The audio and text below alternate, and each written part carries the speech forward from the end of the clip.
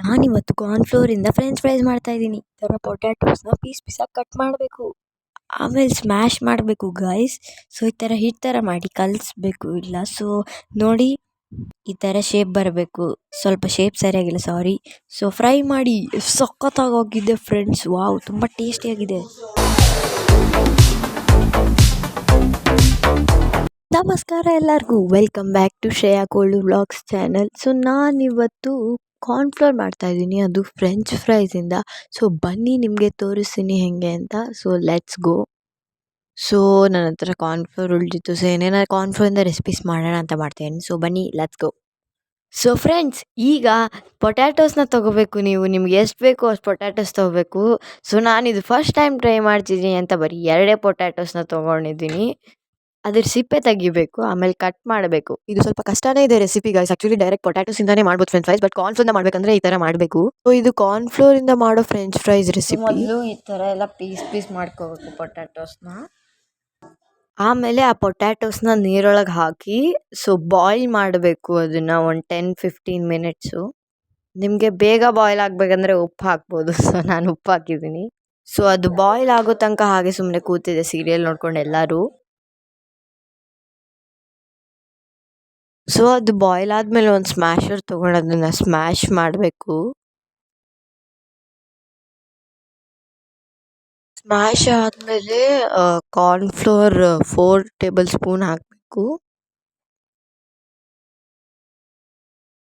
ಅದಾದಮೇಲೆ ರುಚಿಗೆ ತಕ್ಕಷ್ಟು ಉಪ್ಪು ಹಾಕಬೇಕು. ಆಮೇಲೆ ಸ್ವಲ್ಪ ಖಾರ ಪುಡಿ ಹಾಕಬೇಕು, ನಿಮ್ಗೆ ಎಷ್ಟು ಬೇಕಷ್ಟು. ಅದಾದಮೇಲೆ ಸ್ವಲ್ಪ ಸಾಸಿವೆ ಹಾಕಬೇಕು. ಸೊ ಇದೆಲ್ಲದನ್ನೂ ನೀವು ಕೈಯಲ್ಲಿ ಕಲಿಸ್ಬೇಕು ಆ್ಯಕ್ಚುಲಿ. ಅಂದರೆ ಅದನ್ನು ಹಿಟ್ಟು ಥರ ಮಾಡ್ಕೋಬೇಕು. ಹಿಟ್ಟು ಥರ ಮಾಡಿ ಪ್ಲೇಟಲ್ಲೆಲ್ಲ ಅರೇಂಜ್ ಮಾಡಬೇಕು. ಪ್ಲೇಟಲ್ಲೆಲ್ಲ ಅರೇಂಜ್ ಆದಮೇಲೆ ಅದನ್ನು ಸ್ವಲ್ಪ ಶೇಪ್ಸಲ್ಲಿ ಕಟ್ ಮಾಡಬೇಕು, ಉದ್ದುದ್ದ ಫ್ರೆಂಚ್ ಫ್ರೈಸ್ ಶೇಪ್ಸಲ್ಲಿ.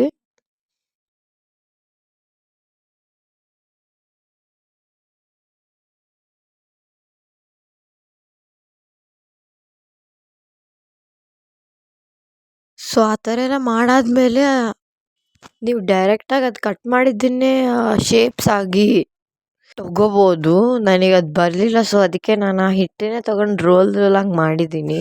ಶೇಪ್ಸ್ ಸರಿಗಿಲ್ಲ, ಸಾರಿ, ಏನು ಅನ್ಕೋಬೇಡಿ. ಸೊ ಹಿಟ್ಟು ಎಷ್ಟಿದೆ ಅಷ್ಟು ಮಾಡಿದ್ದೀನಿ. ಈಗ ನೆಕ್ಸ್ಟು ಎಣ್ಣೆಯಲ್ಲಿ ಹಾಕಬೇಕು ಇದನ್ನು.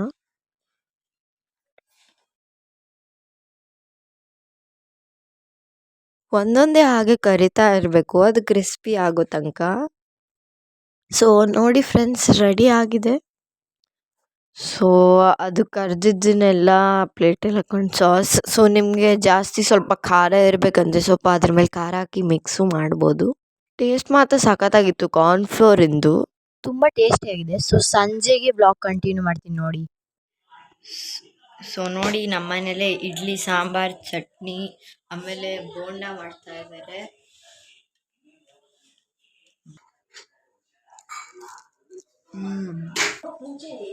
Thank you so much for watching this video guys. ನಿಮಗೆ ಈ ವಿಡಿಯೋ ಇಷ್ಟ ಆದರೆ ಲೈಕ್ ಮಾಡಿ, ಸಬ್ಸ್ಕ್ರೈಬ್ ಮಾಡಿ, ಹಾಗೂ ಶೇರ್ ಮಾಡಿ, ಹಾಗೂ ಕಮೆಂಟ್ ಮಾಡಿ ಶ್ರೇಯಾ ಕೋಡೂರ್ ವ್ಲಾಗ್ಸ್ಗೆ. ಸೊ ನೆಕ್ಸ್ಟ್ 3 ಡೇಸ್ಗೆ ವ್ಲಾಗ್ ಬಿಡ್ತೀನಿ. ಸೊ ಇವತ್ತಿನ ವ್ಲಾಗ್ ಇಷ್ಟ ಇತ್ತು. So thank you so much for watching guys. Bye.